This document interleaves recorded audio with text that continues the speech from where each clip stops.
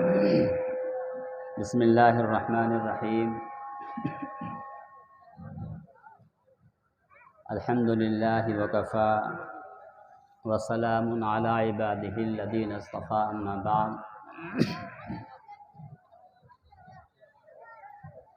قال النبی صلی اللہ علیہ وسلم خیرکم من تعلم القرآن وعلمہ او کما قال النبی صلی اللہ علیہ وسلم۔ اسٹیج پر تشریف فرما انتہائی موقر اور مقتدر علماء کرام اور جناب بالخصوص حفیظ اللہ صدیقی صاحب، ہمارے علاقے کے مساجد کے ائمہ، نوجوان دوستوں اور پردہ نشین میری عفت مآب بہنوں، میری ماؤں، آج کا یہ پروگرام جامعۃ الاسماء للبنات کا تعلیمی مظاہرہ ہے، مکتب فیض علی کا تعلیمی مظاہرہ ہے۔ میرے سامنے 3 پروگرام پیش ہوئے اور تینوں پروگرام معیاری اور اچھے ہوئے ماشاءاللہ۔ آج کے پروگرام کی یہ خصوصیت ہے کہ آج ہمارے اس پروگرام میں ہماری بہنیں اور ہماری مائیں کی تعداد زیادہ ہے۔ چترپور تو میں بہت زمانے سے حفیظ اللہ صاحب صدیقی کی دعوت پر آتا رہا، اور اس علاقے میں آج سے 20 سال پہلے جمعیت علماء کا پیغام لے کر کے مولانا حسین احمد مدنی ایجوکیشنل ٹرسٹ کا پیغام لے کر کے اس علاقے کے گاؤں گاؤں میں گیا۔ رام گڑھ ضلع میں بہت کم ایسے مقامات ہیں جہاں میرا جانا نہیں ہوا۔ آج میں مفتی توحید صاحب سے یہ کہہ رہا تھا کہ چترپور آیا لیکن اس محلے میں میرا آنا نہیں ہوا۔ عید کی نماز کے بعد مفتی شمیم صاحب جو جمعیت علماء ضلع رام گڑھ کے صدر ہیں، ان کی قیادت میں اور مفتی توحید صاحب کی سربراہی میں نوجوانوں کا ایک وفد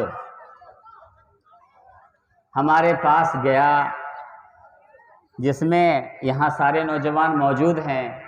اب میرے گھر آ کر کے انہوں نے دعوت دی کہ آپ ہمارے مکتب کے پروگرام میں شرکت کریں۔ میں ٹھیک ہے، یہاں جب آیا آپ لوگوں کی محبت کو دیکھا، نوجوانوں کی محبت کو، بزرگوں کی محبت کو، جس محبت سے آپ نے میرا استقبال کیا،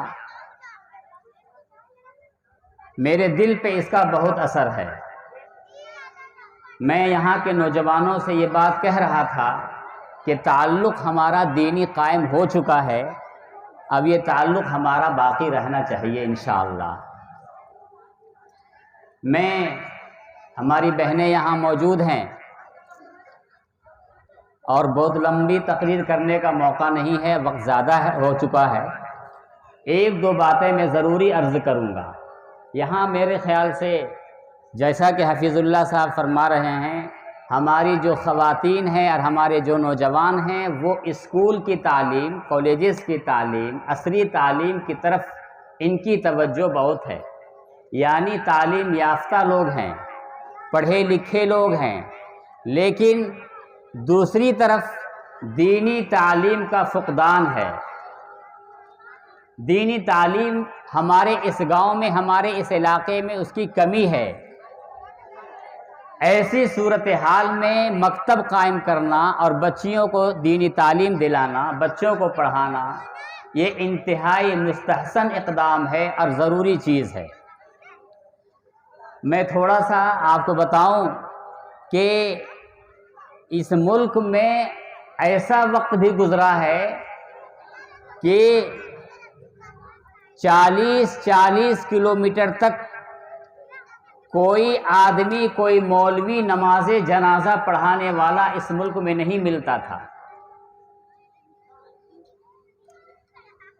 ہم یہ سمجھ رہے ہیں کہ یہ جو علماء نظر آ رہے ہیں، جو ائمہ نظر آ رہے ہیں، ہمارے گاؤں میں جو مسجدوں کے مینارے نظر آ رہے ہیں، ہمارے چہروں پہ جو داڑھیاں نظر آ رہی ہیں، ہماری خواتین جو برقعے میں پردہ نشین ہیں، اور ہمارے ملک میں جو پرسنل اللہ کا تحفظ ہے، ہم اپنے دین پر، اپنے اسلام پر آسانی سے یہاں ہم عمل کر کے زندگی جو گزار رہے ہیں، یہ ایسے ہی چلتا ہوا آ رہا ہے۔ ذرا فون پہ آپ بند کریں۔ میرے بھائی، ایسا نہیں ہے۔ میں دلی کا جو علاقہ ہے سونی پت کا، میں دلی میں جب جمعیت علماء میں رہا کرتا تھا تو سونی پت کے علاقے میں جمعیت علماء کے مکاتب چلتے ہیں۔ وہاں مکاتب کا جب میں نے دورہ کیا تو ایک ہی گاؤں میں جو بچے پڑھنے والے ہیں، ایک ہی بچے کا 2 نام ہے۔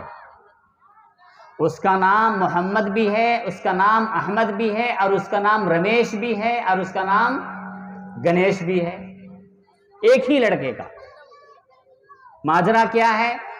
ہم امتحان لینے جایا کرتے تھے، جمعیت علماء کے مکاتب وہاں چلتے ہیں۔ ہم لوگ راجستھان جایا کرتے تھے، پنجاب کے علاقے میں جاتے ہیں، مالیار کوٹلہ کا علاقہ ہے، سرہند شریف کا علاقہ ہے، سونی پت کا علاقہ ہے۔ اس علاقے میں ایک ہی بچے کے 2 نام ہیں، محمد بھی نام ہے اور رام بھی نام ہے، محمد بھی نام ہے اور رمیش بھی نام ہے۔ عجیب ماجرا ہے۔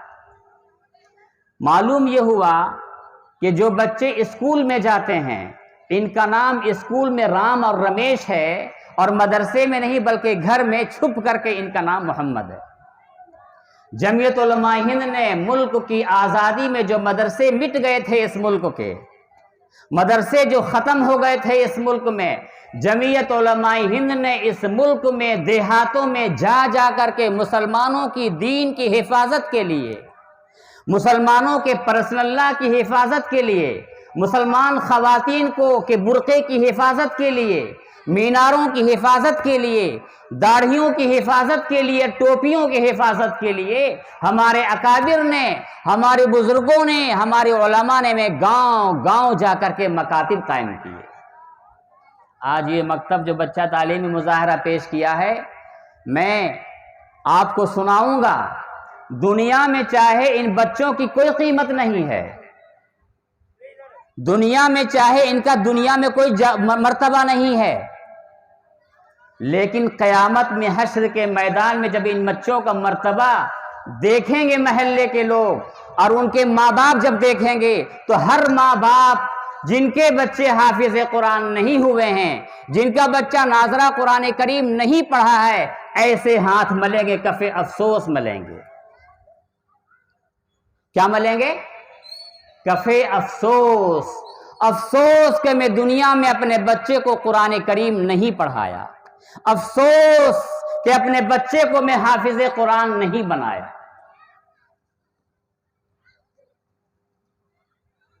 آقا فرماتے ہیں کہ حافظ قرآن کو بلایا جائے گا حشر کے میدان میں۔ حشر کا میدان کون سا ہوگا؟ اللہ تعالیٰ ارشاد فرماتا ہے، یوم یفر المرء من اخیہ وامہ وابیہ وصاحبتہ وبنیہ۔ حشر کا میدان وہ ہوگا کہ شوہر بیوی کو نہیں پہچان رہا ہوگا، بیوی بھی اپنے شوہر سے کوئی اس کی شناخت پہچان نہیں رہے گی۔ ماں جو اپنے سخت گرمی میں اپنے بچوں کی پرورش کرتی تھی، ہر مصیبت کو اپنے اوپر لیتی تھی بچے کے لیے، لیکن وہ ماں بھی حشر کے میدان میں اپنے لال کو نہیں پہچانے گی۔ یوم یفر المرء من اخیہ وامہ، اس کی ماں بھی اپنے بچے سے بھاگ رہی ہوگی۔ باپ بھی کام نہیں آئے گا، بچے بھی کام نہیں آئیں گے، بھائی بھی کام نہیں آئیں گے، حتیٰ کہ ماں بھی کام اپنے بچے کے نہیں آئے۔ اس دن حشر کے میدان میں حافظ قرآن کو اللہ تعالیٰ بلائے گا اور یہ کہے گا کہ دیکھو تم قرآن کریم کی تلاوت کرو، اقرا ورتقی ورتل کما کنت ترتل فی الدنیا۔ دیکھو قرآن، اے حافظ صاحب آؤ، اللہ تعالیٰ بلائے گا فرشتوں کے واسطے سے اور حافظ صاحب سے جنت کے دروازے پہ کھڑا کر دیا جائے گا اور اسے کہے گا قرآن کریم پڑھو. حافظ صاحب پڑھیں گے الحمدللہ رب العالمین. حافظ صاحب جیسے ہی ایک آیت پڑھیں گے ان کے ماں باپ کا جنت میں ایک درجہ بلند. الرحمن الرحیم دوسرا درجہ بلند. مالک یوم الدین تیسرا درجہ بلند. قرآن کریم میں 6666 آیتیں ہیں. محدثین لکھتے ہیں کہ حافظ صاحب کے ماں باپ کا درجہ 6666 ہو جائے گا. بعض روایتوں میں آتا ہے کہ حافظ کے والدین کا درجہ صدیقین تک پہنچ جائے گا. بعض روایتوں میں آتا ہے کہ حافظ کے ماں باپ کا درجہ شہداء تک پہنچ جائے گا. بعض روایتوں میں آتا ہے اتنا اونچا درجہ ہو جائے گا حافظ قرآن کے ماں باپ کا کہ لوگ دیکھیں گے تو نظر نہیں آئے گا. بات سمجھ میں آ رہی ہے بھائی؟ سمجھ میں آ رہی ہے؟ ہماری خواتین سے بھی میں کہتا ہوں سب سے بڑا کردار حضرت تھانوی لکھتے ہیں کسی بچے کو دینی مزاج پر لانے کے لیے صرف 5 سال کی عمر تک ہے معاملہ. جس نے اپنے بچے کی تربیت 5 سال کی عمر میں نہیں کی ہے، ہماری مائیں یہاں بیٹھی ہوئی ہیں، حدیث شریف میں ہمارے اکابر بھی فرماتے ہیں جیسے کہ آٹا ہم گوندتے ہیں تو آٹا آپ جب گوندتی ہیں تو آپ کے قبضے میں آٹا رہتا ہے، جیسا چاہتی ہیں ویسا آپ آٹے کو اس کا لویا بناتی ہیں، جتنا چاہے اتنا بڑا پیڑا بناتی ہیں، اتنی بڑا روٹی بنتی ہے، آٹا آپ کے قبضے میں ہے. اسی طریقے سے بچے آپ کے قبضے میں صرف 5 سال کی عمر تک ہیں. یہی وجہ ہے فَأَبَوَاهُ يُوَحِّدَانِهِ أَوْ يُمَجِّسَانِهِ. ہر بچہ اسلام کی فطرت پر پیدا ہوتا ہے. اس کے ماں باپ اس کو یہودی بناتے ہیں، اس کے ماں باپ اس کو مجوسی بناتے ہیں، اس کے باپ اس کو نصرانی بناتے ہیں، اس کے ماں باپ اس کو بددین بناتے ہیں. جس گھر کا ماحول بے دینی ہوگا وہ بچہ بے دین ہوگا. یہ تو سمجھانے کی بات ہی نہیں ہے. جس گھر میں قرآن کریم کی تلاوت کا اہتمام ہوگا، کانوں میں آوازیں جائیں گی بچوں کے، وہ بچہ قرآن کریم پڑھے گا. سب سے بڑا کردار اصلاح معاشرہ کا، سب سے بڑا کردار تعلیمی بیداری کا، سب سے بڑا کردار تعلیمی بیڑا اٹھانے کا ہماری ماؤں پر اور ہماری بہنوں پر ہے. وہ چاہیں گی تو معاشرے کے اندر کمال پیدا ہوگا، وہ چاہیں گی تو معاشرے کے اندر ایجوکیشن ہوگا، وہ چاہیں گی تو بچہ حافظ قرآن ہوگا. صرف باپ کے چاہنے سے نہیں ہوگا، ماں کے چاہنے سے ہوگا. تو وہ حافظ قرآن جب پڑھتا جائے گا جنت کے دروازے پہ چڑھتا جائے گا. لوگ پوچھیں گے محلے والے اس محلے کا کیا نام ہے؟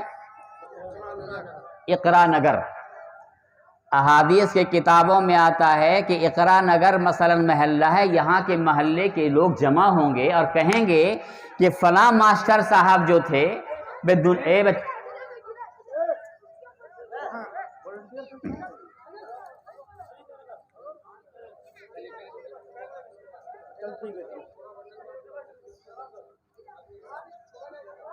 گاؤں والے پوچھیں گے کہ فلاں مؤذن صاحب یا ہمارے پڑوس میں جو ماسٹر صاحب تھے یا ہمارے پڑوس میں جو سبزی فروش تھے، ہمارے پڑوس میں رکشہ چلانے والے تھے، اس نے اتنا بڑا مرتبہ کیسے یہاں جنت میں حاصل کر لیا؟ بات سمجھ میں آ رہی ہے؟ آ رہی ہے سمجھ میں بھائی؟ کہ رکشہ چلاتا تھا، ریڑھا لگاتا تھا، ٹھیلا رکھتا تھا، چلاتا تھا، دنیا میں اس کی کوئی حیثیت نہیں تھی، سماج میں معاشرے میں بڑا نام نہیں تھا، بہت اونچی کرسی اس کو نہیں ملتی تھی، سماج میں بہت زیادہ عزت نہیں تھی، لیکن آج جنت میں اتنا بڑا مرتبہ کیسے مل گیا؟ لوگ آپس میں کانا پھوسی کریں گے حشر کے میدان میں، فرشتے سنیں گے اور فرشتے یہ جواب دیں گے اس نے ایسے زمانے میں، جس زمانے میں لوگ صرف یقین کرتے تھے مال و دولت پر، جس میں یقین کرتے تھے ڈگریوں پر، یقین کرتے تھے اسٹیٹس پر، ایسے زمانے میں اس نے اپنے بچے کو مکتب بھیجا اور مکتب میں بھیج کر کے حافظ قرآن بنایا. کیا بنایا؟ حافظ قرآن بنایا. آقا کی بات مجھے بتاؤ مسلمانوں، آقا کی بات کبھی جھوٹی ہو سکتی ہے؟ آقا نے فرما دیا اگر جنت میں اس مرتبے تک پہنچنا چاہتے ہو جہاں تک کسی کی نگاہ نہیں جائے گی تو اس دنیا میں اپنے بچے کو حافظ قرآن بناؤ، اپنی بچی کو حافظ قرآن بناؤ۔ آپ بتائیے مجھے، یہاں دنیا میں ہمیشہ ایک آدمی لوگ کو سلام کر رہے ہیں، عزت دے رہے ہیں، لیکن اگر اسے دین نہیں بن رہا ہے، ایسی عزت کس کام کی عزت ہے؟ دنیا کی عزت کس کام کی عزت ہے؟ اور دنیا کی اقتدار کس کام کا اقتدار ہے؟ دنیا کی کرسی کس کام کی کرسی ہے اگر اسے جنت حاصل نہ ہو اور اللہ کی رضا نہ حاصل ہو؟ اس وجہ سے اپنے ماؤں بہنوں سے میں کہوں گا اپنے بچوں کو حافظ قرآن بنائیے۔ حدیث شریف میں ہے یشفع ثلاثۃ یوم القیامہ، 3 جماعت جنت میں اللہ کے دربار میں 3 جماعت سفارش کرے گی کہ ان کو جنت بھیج دیجئے۔ 3 جماعت، نمبر 1 الانبیاء، نبیوں کی جماعت اپنی امتی کو کہ جنت اللہ سے سفارش کریں گے انہیں جنت میں بھیج۔ ثم العلماء، پھر علماء سفارش کریں گے۔ آپ کے یہاں جو یہ علماء چندہ کرنے جاتے ہیں،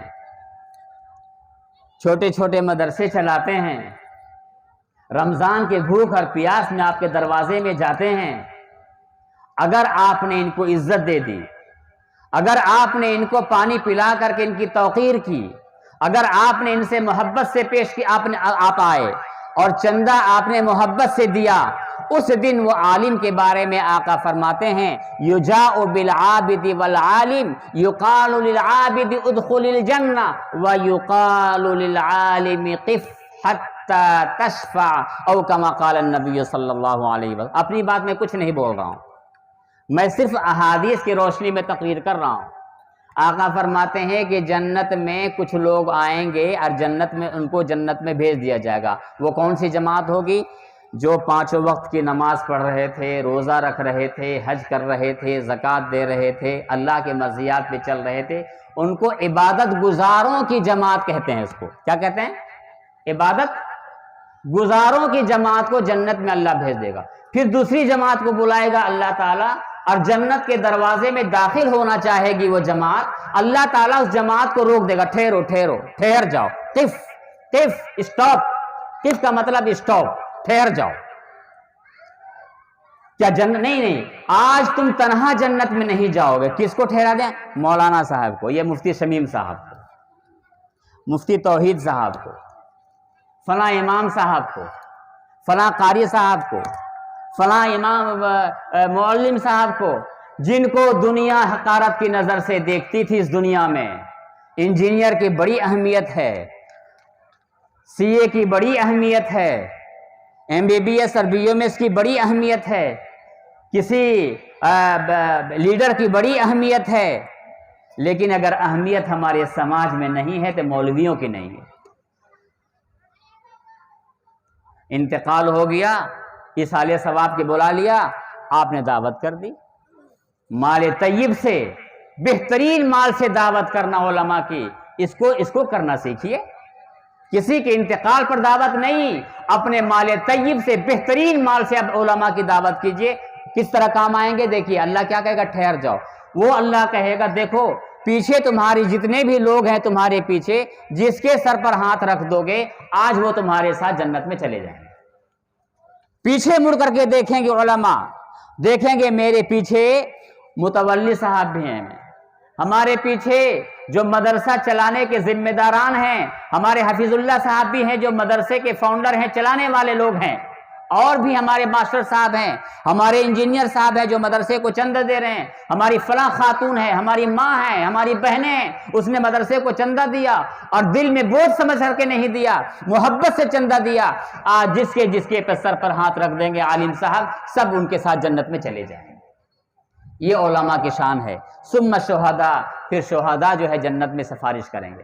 بتاؤ آج کے بعد ارادہ ہے اپنے ماؤں سے میں کہوں گا دل میں نیت کیجئے کہ اپنے بچوں کو ہم قرآن پڑھائیں گے اور حافظ قرآن بنائیں گے۔ نیت کی آپ لوگوں نے؟ آپ لوگ ہاتھ اٹھائیے، آپ لوگ نیت کیجئے۔ انشاءاللہ نیت ہے، نیت ہے۔ الحمدللہ الحمدللہ، مجھے بے حد خوشی ہے۔ اگر ایک نے بھی یہاں، ایک ہماری ماں نے، ایک ہماری بہن نے ایک ہماری یہاں خالہ نے، ایک ہماری یہاں دادی نے، ایک نے اگر نیت کر لیا اور اس پر عمل کر لیا، ہمارا آج کا یہاں آنا بالکل اللہ کے یہاں قبول ہو جائے گا۔ میں اسی نیت سے یہاں آیا ہوں۔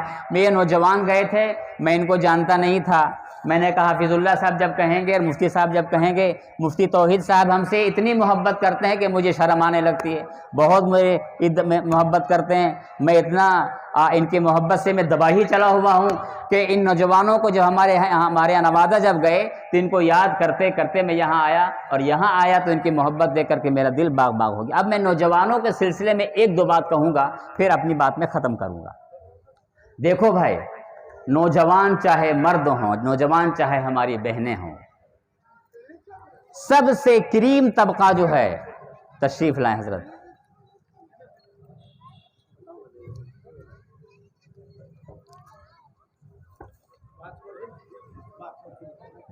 تشریف، حضرت مولانا شکیل الرحمان صاحب قاسمی ہمارے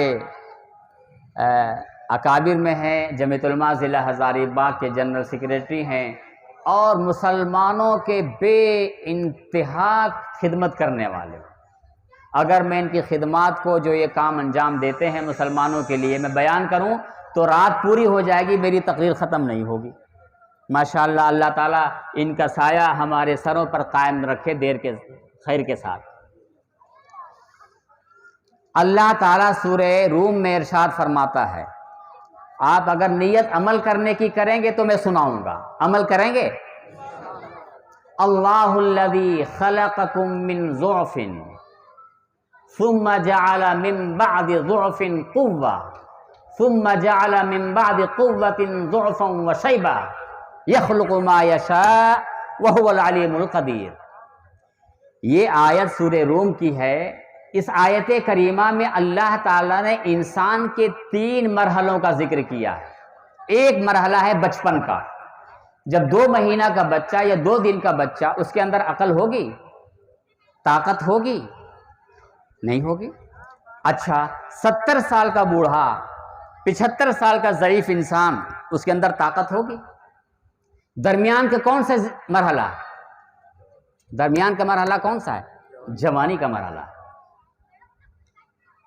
اسی بات کو اللہ تعالیٰ کہتا ہے کہ تمہاری تخلیق اللہ نے جو ابتدا کی ہے پیدا کرنے کی، کمزوری سے کی ہے، بالکل لوتھڑی کی طرح بچہ، پھر تم کو اس کمزوری کے بعد تم کو جوان کیا، طاقت دی، پھر طاقت کے بعد تم کو بوڑھا کر دیا اور تمہاری طاقت کو ختم کر دیا۔ کسی بھی سماج میں اگر انقلاب لایا جا سکتا ہے تو نوجوانوں کے واسطے سے لایا جا سکتا ہے۔ نوجوان اگر کھڑے ہو جائیں گے، ہماری عفت ماں بہنیں کھڑی اگر ہو جائیں گی، اصلاح معاشرہ کے لیے، ایجوکیشن کے لیے، دینی ماحول کی بیداری کے لیے اور حقوق کی ادائیگی کے لیے اگر ہماری بہنیں کھڑی ہو جائیں گی تو اس سماج کو ترقی کرنے سے کوئی روک نہیں سکتا۔ قرآن کریم میں نوجوانوں کا بہت تذکرہ ہے۔ نوجوانی کی عمر جو ہے وہ 17 سال کی عمر سے لے کر کے 25 سال کی عمر ہے، اور جوانی کی عمر ہے 25 سے لے کر کے 35 سال کی عمر ہے۔ جتنے بھی انقلاب آئے ہیں دنیا میں، نوجوانی کی زندگی میں آئی ہے۔ میں قرآن کریم میں بہت ساری آیتیں ہیں، میں صرف ایک آیت کی تلاوت کروں گا۔ سورہ نساء میں اللہ تعالیٰ ارشاد فرماتا ہے، وَابْتَلُوا الْيَتَامَى حَتَّى إِذَا بَلَغُوا النِّكَاحَ فَإِنْ آنَسْتُم مِّنْهُمْ رُشْدًا فَادْفَعُوا إِلَيْهِمْ أَمْوَالَهُمْ۔ دیکھو، یتیموں کو تم جانچتے رہو، جب وہ جوان ہو جائیں اور عقل و شعور ان کے اندر پیدا ہو جائے تو ان کے مال ان کے حوالے تم کر دو۔ یعنی جوانی کی جو عمر ہوتی ہے وہ عقل و شعور کی عمر ہے، اور جوانی کی جو عمر ہے وہ طاقت کی عمر ہے۔ لہٰذا میں نوجوان دوستوں سے کہوں گا کہ نوجوانی میں جو آپ کو ہدایات دی جائیں آپ اس پر عمل کرنے کی کوشش کریں۔ احادیث میں بھی نوجوانوں کا بہت تذکرہ ہے۔ ایک حدیث میں جناب محمد الرسول اللہ صلی اللہ علیہ وسلم ایک قابل رشک نوجوان واقعہ کا ذکر کرتے ہیں۔ قابل رشک سچا نوجوان، چاہے ہماری بہن ہو چاہے ہمارے نوجوان ہو۔ قابل رشک کا مطلب یہ ہے کہ ہمارا لڑکا بھی ایسا ہی ہو جائے، ہمارا پوتا بھی ایسا ہی ہو جائے، ہماری بچی بھی ایسے ہی ہو جائے، ہماری بہن بھی ایسے ہی ہو جائے۔ آقا کیسے فرماتے ہیں؟ ان عبداللہ بن مسعود رضی اللہ تعالی عنہ ان النبی صلی اللہ علیہ وسلم قال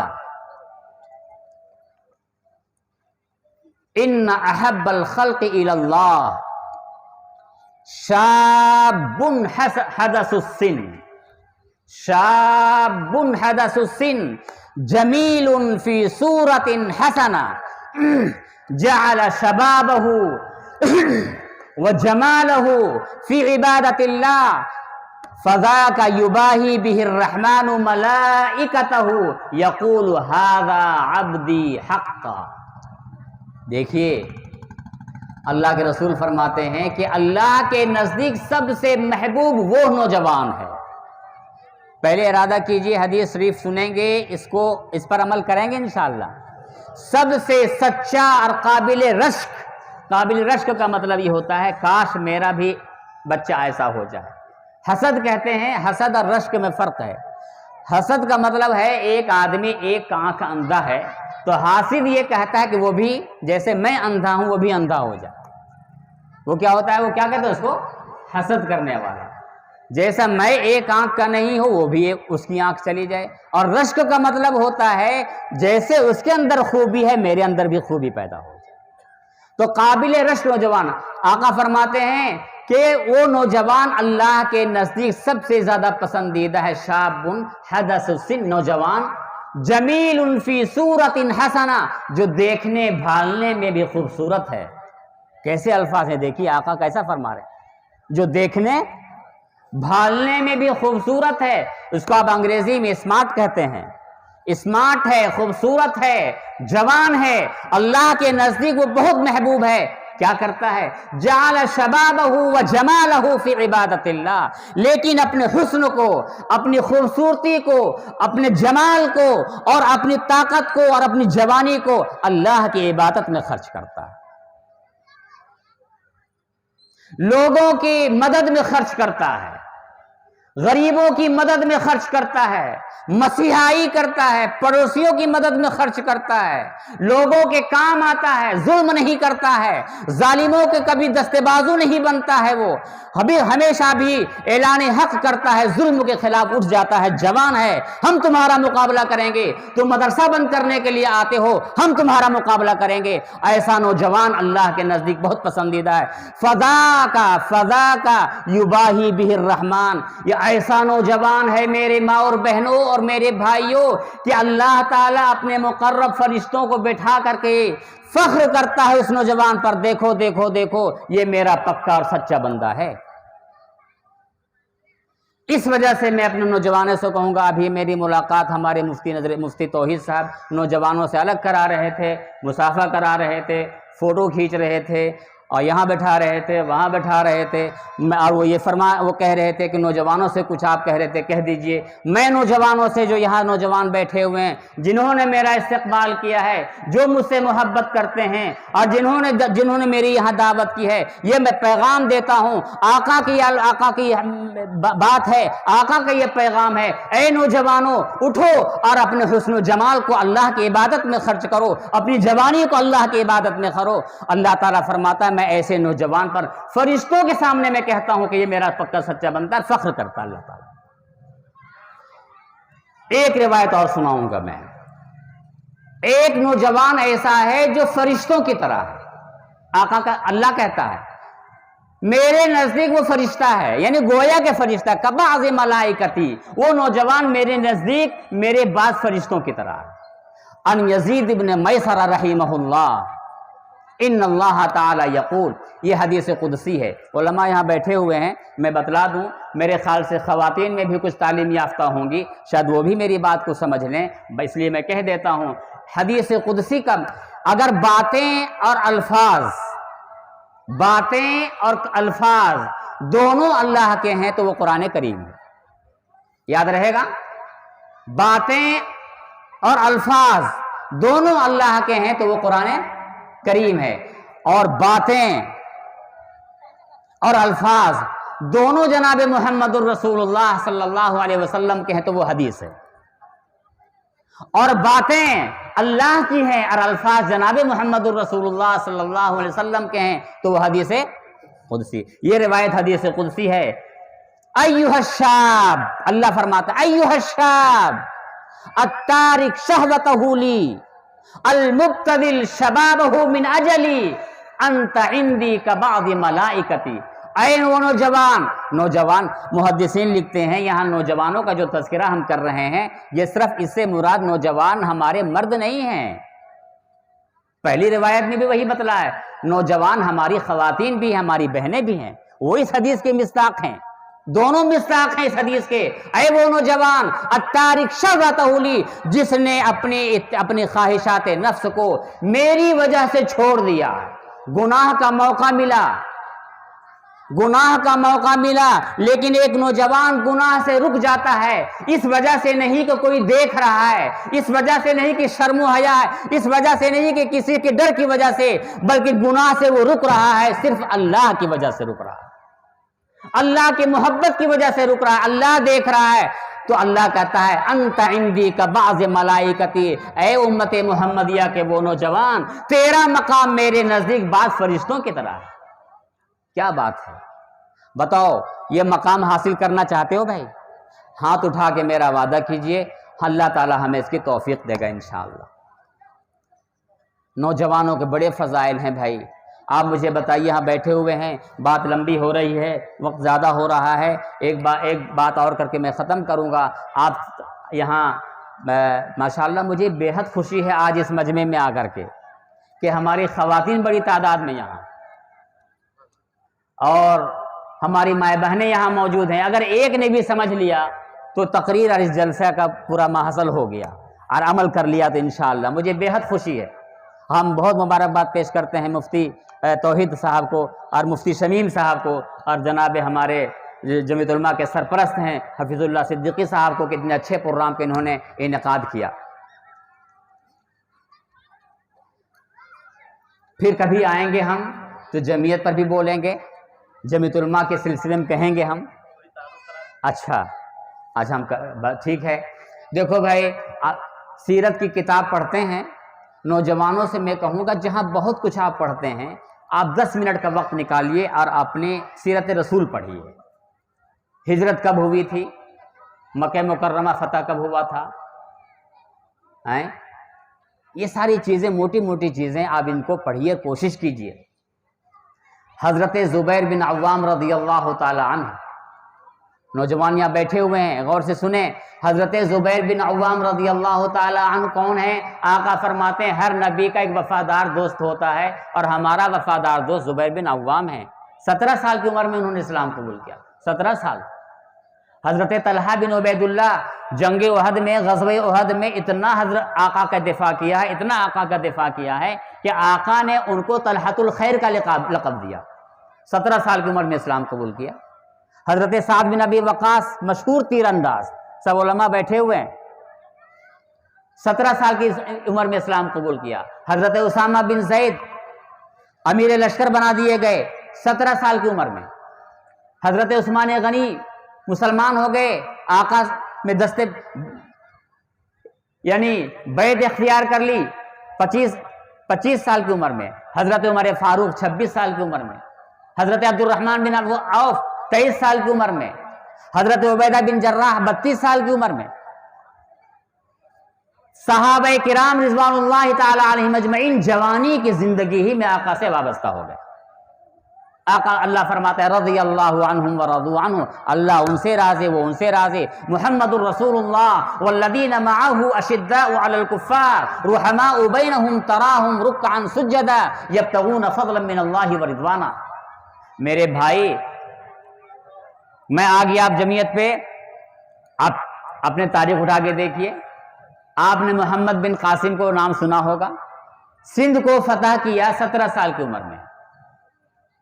قسطنطنیہ کا فاتح ہیں محمد الفاتح، 23 سال کی عمر میں قسطنطنیہ کو فتح کر لیا. حضرت مجدد الفسانی رحمۃ اللہ علیہ، جو مجدد ثانی ہے حضرت عمر بن عبدالعزیز رحمۃ اللہ علیہ کے بعد، حضرت عمر بن عبدالعزیز رحمۃ اللہ علیہ کے بعد مجدد ثانی ہے، جوانی کی عمر میں ان کو مجدد بن گئے تھے. اس کے بعد حضرت شاہ ولی اللہ محدث دہلوی رحمۃ اللہ علیہ. اس ملک میں بر صغیر میں جو علم حدیث آیا ہے وہ حضرت شاہ ولی اللہ محدث دہلوی کی وجہ سے آیا ہے۔ جب ان کا انتقال ہونے لگا تو ان کے بڑے لڑکے کی عمر تھی حضرت شاہ عبدالعزیز محدث دہلوی کی 18 سال۔ بہت پریشان ہوئے، وہ پریشان ہوئے تو آقا خواب میں تشریف لاتے ہیں، زیارت ہوتی ہے، آقا فرماتے ہیں حضرت شاہ صاحب کو، تو کاہے کی فکر کرے ہے، دلی کی زبان میں یہ کتاب عبارت لکھی ہوئی ہے، تو کاہے کی فکر کرے ہے، عبدالعزیز جیسے تیری اولاد ایسے میری اولاد، عبدالعزیز جیسے تیری اولاد ویسے میری اولاد۔ حضرت شاہ صاحب کون ہیں؟ جنہوں نے 1803 میں جنگ آزادی کا فتویٰ دیا تھا۔ میرے بھائی میں لمبی تاریخ میں نہیں جانا چاہتا ہوں، جمعیت علماء کی بڑی لمبی تاریخ ہے، 1799 سے شروع ہوتی ہے سلطان ٹیپو شہید سے۔ سلطان ٹیپو شہید نے جو کارنامہ انجام دیا اس کے بعد آ کے 1803 میں ختم ہوتا ہے۔ 1803 میں حضرت شاہ عبدالعزیز محدث دہلوی کام کرتے ہیں، وہاں سے آ کر کے 1857 تک آتا ہے۔ 1857 میں اس ملک میں، یاد رہے گا، میں اس بات کو میں آپ کو یاد دلا رہا ہوں، اپنے تاریخ کی کتاب میں پڑھا ہوگا، 1857 کی جنگ آزادی ہوئی، اس ملک میں 2 لاکھ مسلمانوں کو شہید کیا گیا ہے۔ کتنے؟ 2 لاکھ۔ ہم لوگ پڑھتے ہی نہیں، ہم جانتے ہی نہیں۔ آج ہم ڈر جاتے ہیں بلوک جانے سے، ہم جانتے ہیں، ہم جاتے ہیں کسی سرکاری افسر آفس میں جا کے ہم گھبراتے ہیں، ہمارے پاؤں لڑکھڑانے لگتے ہیں۔ ارے بھائی، جتنا غیر مسلموں کا ہمارے برادران وطن کا اس ملک میں ہاتھ ہے آزادی کا، اس سے ڈبل ہمارا ہاتھ ہے، تاریخ ہمارے ساتھ ہے، ہم تاریخ پڑھتے نہیں ہیں۔ اگر آپ جمعیت علماء کی تاریخ کو پڑھ لیں گے تو اندازہ ہوگا کہ ہم کسی سے کم نہیں ہیں۔ اس ہندوستان کے جس حصے کی مٹی کو کھودو گے وہاں ہمارے شہیدوں کے خون نکلے گا۔ 1857 میں 2 لاکھ مسلمان شہید ہوئے اور 51,500 علماء کو شہید کیا گیا۔ ڈاکٹر ٹامسن لکھتے ہیں اپنے ڈائری میں کہ دلی کی چاندنی چوک سے لے کر کے پشاور تک، جو پاکستان میں ابھی ہے، افغانستان میں ہے، دلی کی چاندنی چوک سے لے کر کے پشاور تک کوئی ایسا درخت نہیں تھا، کوئی ایسا گاچھ نہیں تھا جس میں کسی مولوی کی گردن نہ لٹک رہی ہے، سب میں مولویوں کی گردن لٹکا دی گئی۔ 1857 میں قتل عام ہو گیا، اسلام اور مسلمان پست ہو گئے۔ اس ملک میں اسلام بالکل یعنی ناپید ہونے کے قریب ہو گیا۔ ہمارے اکابر راتوں کو اٹھتے تھے، اللہ کے دربار میں روتے تھے، گڑ گڑاتے تھے، اے اللہ، اس بر صغیر میں، بر صغیر کون سا ملک ہے؟ ہندوستان، پاکستان، بنگلہ دیش، سری لنکا، برما، یہ سب پہلے ہندوستان تھا۔ کیا تھا یہ؟ اس کو بر صغیر کہا جاتا ہے۔ اے اللہ، اس بر صغیر میں اسلام کی حفاظت کے لیے کوئی سامان پیدا کر دے۔ تہجد میں روتے تھے، اللہ کے دربار میں روتے تھے، چونکہ 1857 کے بعد 2 کام ہوئے، یاد رکھنا اس تاریخ کو۔ 1857 میں مسلمان شہید کر دیے گئے، علماء ختم کر دیے گئے۔ دلی میں 300 مدرسے تھے، 300 مدرسے، سب کو بلڈوزر چلا دیا گیا۔ میں اپنے ملک کی بات کر رہا ہوں، یہ کوئی کہانی تھوڑے ہے۔ آپ لوگ مجھے ایسے دیکھیں گے، ہر جگہ لوگ مجھے سامنے میں ایسا دیکھتے جیسے میں کوئی کہانی سنا رہا ہوں۔ ارے بھائی، ہماری اور آپ کی تاریخ ہے، یہ کتابوں میں لکھا ہوا، پڑھتے نہیں، جانتے نہیں۔ 1857 میں جب قتل عام ہوا تو عیسائیوں نے، انگلینڈ نے اور برطانیہ نے یہ فیصلہ کیا کہ پورے ہندوستان کو عیسائی بنا دیا جائے۔ کیا بنا دیا گا؟ 2 کام کیے، ایجوکیشن پہ میں آ رہا ہوں۔ 2 کام کیا ان لوگ۔ پہلا کام یہ کیا کہ برطانیہ میں اور انگلینڈ میں جتنے بھی پادری تھے سب کو ہندوستان بھیج دیا، اور وہاں آ کر کے چترپور کا بازار ہے، چترپور کی جامع مسجد ہے، دلی کی جامع مسجد ہے، بڑے بڑے شہر، میٹرو شہر میں، جنگلوں میں نہیں، میٹرو شہر کی جامع مسجد میں، میٹرو شہر کے بڑے بڑے بازاروں میں وہ پادری آ کے بیٹھ جاتے تھے اور اسلام پر حملہ کرتے تھے، اور وہ یہ کہتے تھے کہ اسلام سچا مذہب نہیں ہے، عیسائی سچا مذہب ہے۔ گھنٹوں بحث کرتے تھے، علماء تو تھے نہیں، قتل کر دیے گئے تھے، شہید کر دیے گئے تھے۔ وہ پادری جیت جاتے تھے اور مناظرہ کرتے کرتے کرتے مسلمان اسلام سے منحرف ہو جاتے تھے اور عیسائیت میں داخل ہو رہے ہیں۔ یہ ہمارے ملک کی تاریخ ہے، یہ ہمارے ملک کی تاریخ ہے. یہاں بیٹھتے تھے, یہاں کچھ مسلمانوں کو عیسائی بنا دیا, کرتے کرتے یہ ایک کام کیا. دوسرا کیا کام کیا؟ دوسرا یہ کام کیا کہ مسلمان تو لوٹ پٹ گئے, تو انہوں نے یہ کہا کہ اے مسلمانوں گھبراؤ نہیں, تم اپنے بچوں کو میرے حوالے کر دو, ہم ان کو مفت میں کھانا دیں گے, ہم ان کو میڈیکل بھی مفت کریں گے, سردی کا کپڑا دیں گے, ایجوکیشن فری کر دیں گے, تم ہمیں خالی بچے دو. ادھر سے پادری اور وہ اسکول میں لا رہے تھے, وہ سب کو عیسائی بنا رہے تھے. اگر ہمارے مسلمان, ہمارے اکابر کھڑے نہ ہوتے, جب یہ حالت دیکھی ہمارے بزرگوں نے, تو رات کو اللہ میں دعا کرتے تھے, اے اللہ اسلام کی حفاظت کو کوئی سبیل پیدا فرما. چنانچہ 1857 سے لے کر کے 1867 تک کتنا سال ہو گیا؟ 10 سال.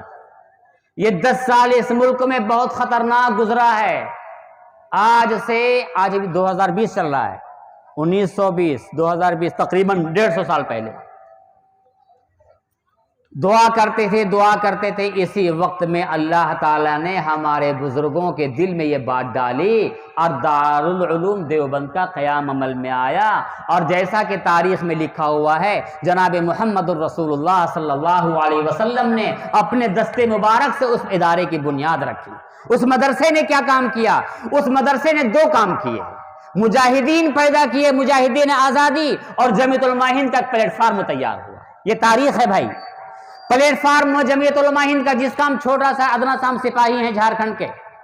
اور دوسرا یہ کام کیا, اے مسلمانوں تم اپنے بچوں کو ہمیں مدرسے میں دو, ہم مفت پڑھائیں گے, ہم مفت کھانا دیں گے اور مفت لحاف دیں گے, سردی میں کپڑا دیں گے, اور ہم مفت علاج کریں گے. صرف اپنے بچوں کو دو, ہم قرآن پڑھائیں گے, حافظ بنائیں گے, عالم بنائیں گے, قاری بنائیں گے. اسی زمانے سے یہ مدرسے چندے کے چلے آ رہے ہیں, اور آپ کے درمیان علماء چندہ کرنے کے لیے جاتے ہیں, اور وہی سلسلہ آج چلا آ رہا ہے. مسلمانوں نے اپنے بچوں کو مدرسوں میں بھیجنا شروع کیا.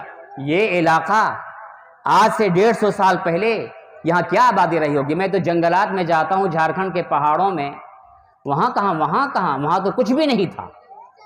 جھارکھنڈ کے جنگلات میں جاتا ہوں, وہاں تو کچھ بھی نہیں تھا میرے بھائی. یہ چترپور بھی جنگل ہی رہا ہوگا آج سے 150 سال پہلے. کون یہاں, جب 40 کلومیٹر تک کوئی مولوی نہیں یہاں تھا. یہ مولوی آج نظر آ رہے ہیں. یہ مدرسوں کی دین ہے, یہ علماء کی دین ہے. اگر ان کی قدر نہیں کرو گے تو اس پھر ملک میں اسلام کی حفاظت کیسے ہو سکے گی؟ تمہاری برقعے کی کیسے حفاظت ہوگی؟ تمہارے پرسنل لا کی کیسے حفاظت ہوگی؟ تمہارے حقوق کی کیسے حفاظت ہوگی اگر ان مولویوں کی حفاظت نہیں ہوگی؟ لہذا یاد رکھو, مدرسوں کی حفاظت کرو. ضرور ڈاکٹر بنو, ضرور CA بنو, ضرور انجینئر بنو, لیکن اپنے بچوں کو پہلے علم دین پہلے پڑھاؤ. مکتب بھیجو, مدرسے بھیجو.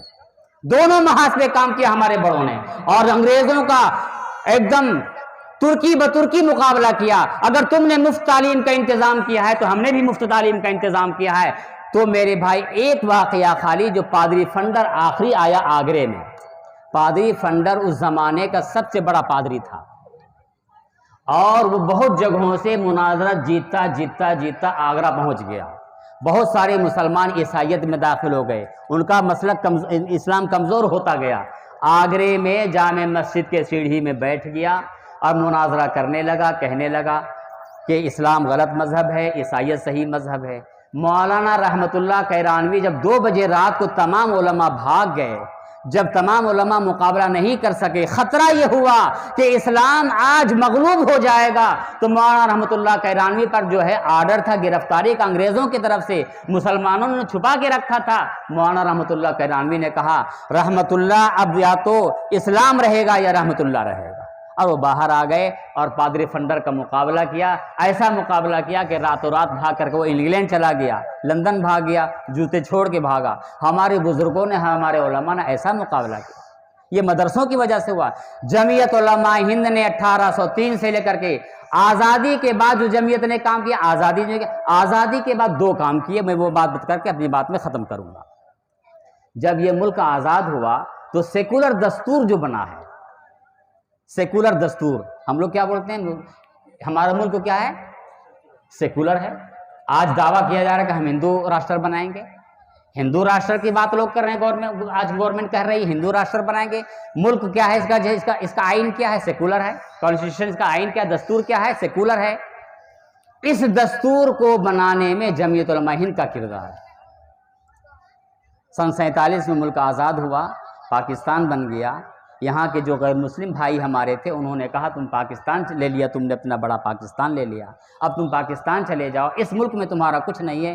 جس کو یہاں رہنا ہوگا اس کو مسجد بنانے کی اجازت نہیں ہوگی، اس کو مدرسہ بنانے کی اجازت نہیں ہوگی، اور ان کو برقع اوڑھنے کی اجازت نہیں ہوگی، ان کو پرسنل اللہ مسلم پرسنل اللہ پر چلنے کی اجازت نہیں ہوگی، چونکہ مسلمانوں نے پاکستان کا بڑا حصہ لے لیا۔ اس وقت ہمارے اکابر نے، مولانا حسین احمد مدنی نور اللہ مرقدہ نے، جمعیت علماء ہند نے کانگریس سے یہ بات کہی، تم وہ جماعت ہو ہم نے تمہارا ہر وقت ساتھ دیا ہے، تم ہی یہ کہتے تھے جب ملک آزاد ہوگا تو سیکولر اسٹیٹ بنے گا، لہٰذا سیکولر دستور بننا چاہیے۔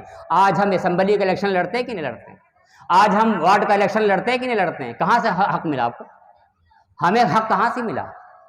پاکستان تو لے لیا مسلمانوں نے۔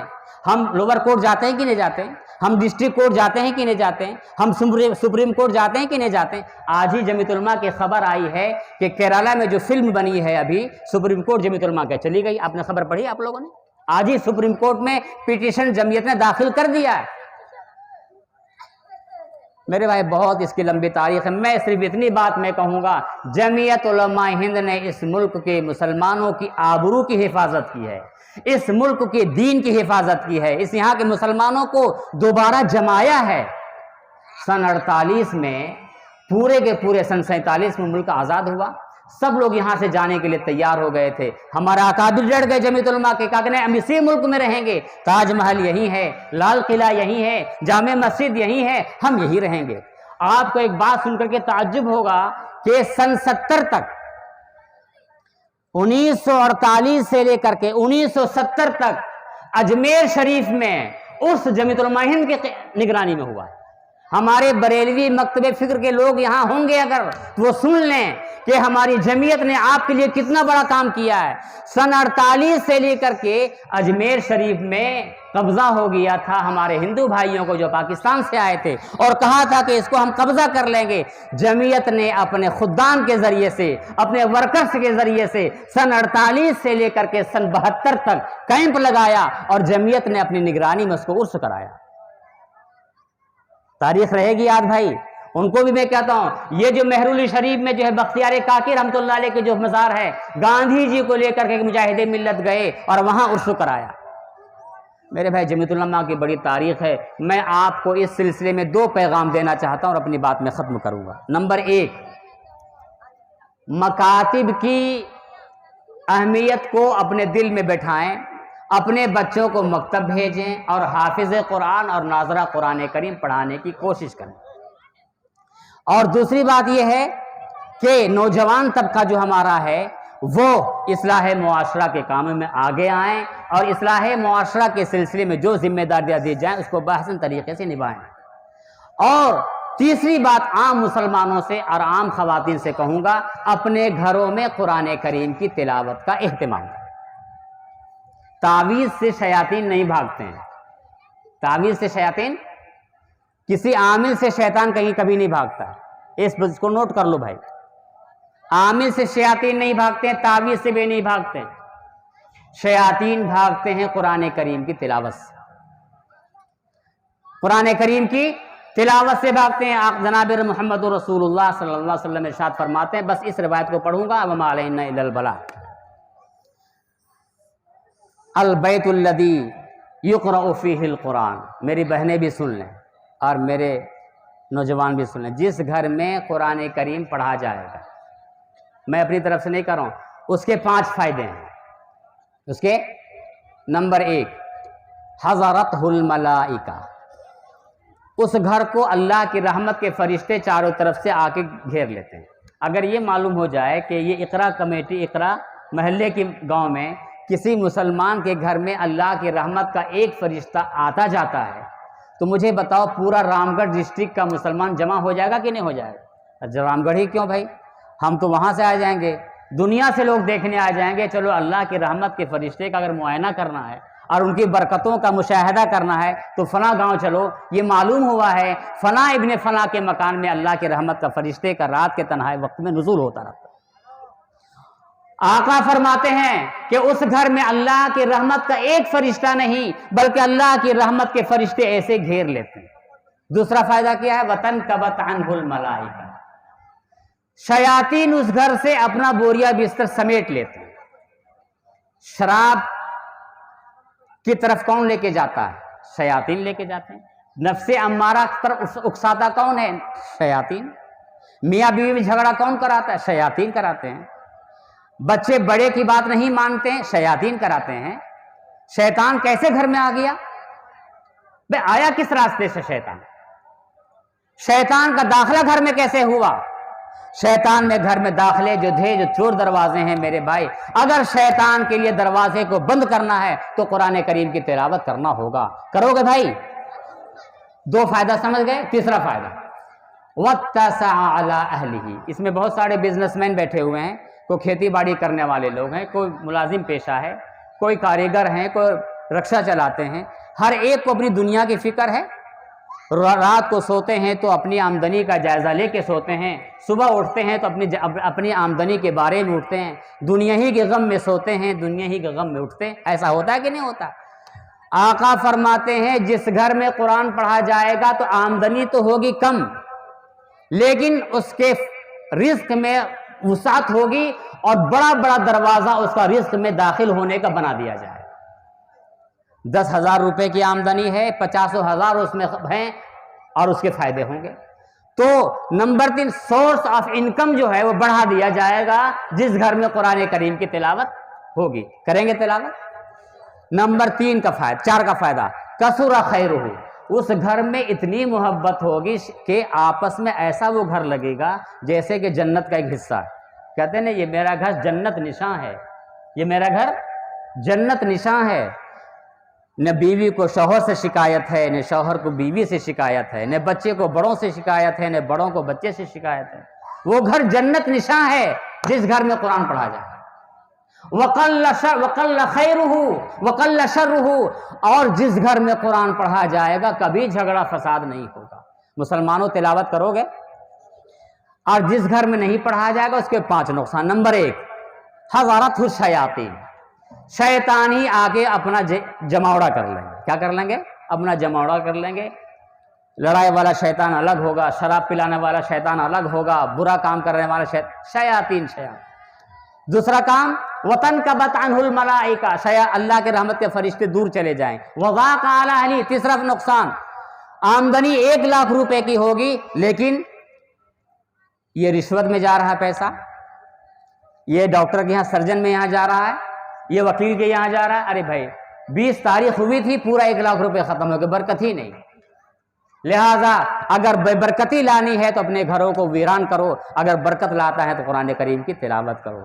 کرو گے انشاءاللہ؟ میں عام مسلمانوں سے، اپنی بہنوں سے، ارے بھائی یہ نہیں ہے کہنا، آپ صرف اٹھیے، آپ پڑھیے اِنَّا أَعْطَيْنَاكَ الْكَوْثَرَ فَصَلِّ لِرَبِّكَ وَانْحَرْ إِنَّ شَانِئَكَ هُوَ الْأَبْتَرُ، سب سے چھوٹی آیت ہے۔ جس گھر میں ایک چھوٹی بھی آیت کی تلاوت ہوگی اللہ کی رحمت کے فرشتے آئیں گے۔ ایک آیت، ایک سورت بھائی ایک سورت۔ ہمارے بڑے بتلاتے ہیں کہ اگر سورہ یاسین پورا پڑھنے کا موقع نہیں ہے تو 7 مبین ہے اس میں۔ کئی مبین ہے؟ 7 مبین ہے۔ 7 مبین ہے، ایک دن ایک مبین تک پڑھے، دوسرا دن دوسرے مبین تک پڑھے، اور تیسرا دن تیسرے مبین تک پڑھے، اور 7ویں دن میں سورہ یاسین ختم کرے، لیکن پڑھے ضرور۔ کرو گے انشاءاللہ؟ اللہ تعالیٰ بے حد قبول کرے ہمارے آنے کو اور ہمارے نوجوانوں کی اس پروگرام کو۔ ہمارے نوجوانوں میں اللہ تعالیٰ عمل کی توفیق دے، ہماری بہنوں کو، ہماری ماؤں کو، اور ہمارے خواتین کو، ہمارے علماء کو، ہم سب کو اللہ تعالیٰ اس پر عمل کرنے کی توفیق عطا فرمائے۔ اور مجھے بے حد خوشی ہوئی، پھر ہم ایک دفعہ شکریہ ادا کرتے ہیں مفتی صاحب کا، مفتی صاحبان کا، اور جناب حفیظ اللہ صاحب کا، آپ لوگوں کا، کہ آپ نے مجھے عزت بخشی۔ اللہ تعالیٰ ہمیں کہنے زیادہ عمل کرنے کی توفیق مرحمت فرمائے۔ وآخر دعوانا الحمدللہ رب العالمین، صلی اللہ علیہ وسلم۔